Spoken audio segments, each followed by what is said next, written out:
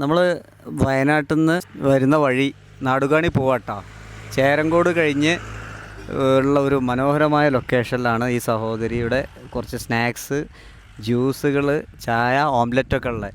ഏറ്റവും മനോഹരമായ ഒരു, നമ്മൾ പറയല്ലോ, വളരെ ഇങ്ങനെ സൈഡാക്കിയിട്ട് ഇവർക്കൊരു കച്ചവടമാവും ചെയ്യും. പിന്നെ ഒരു നല്ലൊരു ആംബിയൻസിൽ നമുക്ക് പിന്നെ സ്നാക്സും ചായയും ജ്യൂസും ഒക്കെ കഴിച്ചിങ്ങനെ റിലാക്സ് വൈബ് നമുക്ക് കിട്ടുകയും ചെയ്യും.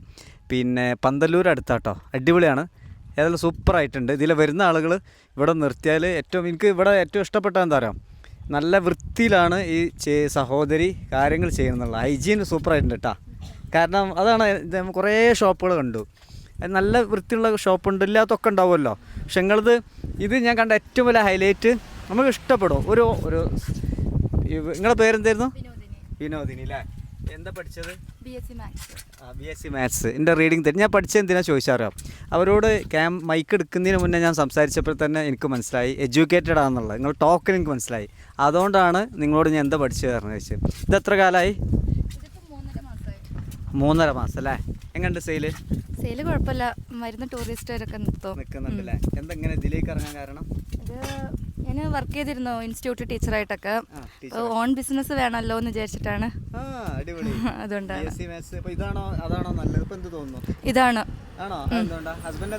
നമ്മളായിട്ട് സ്വന്തം നടത്തി നമ്മളത് ഏൺ ചെയ്യുമ്പോൾ നമുക്കൊരു സന്തോഷമല്ലേ. കേട്ടോളൂ സംരംഭക. എപ്പോഴാണ് ഇവിടെ ഷോപ്പ് തുടങ്ങാം? ഇതിപ്പോ രാവിലെ 10 മണിയാവും.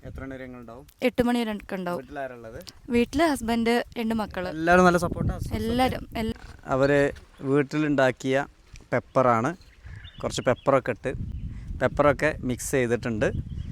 അപ്പോൾ ഏറ്റവും പ്രത്യേകം എന്താ പറയുക, ഈ ബാക്ക്ഗ്രൗണ്ട് അതാണ്. ബിസ്മില്ലാ വേണേ ഞങ്ങൾക്ക് ലൊക്കേഷൻ കാണിച്ചു തരാം.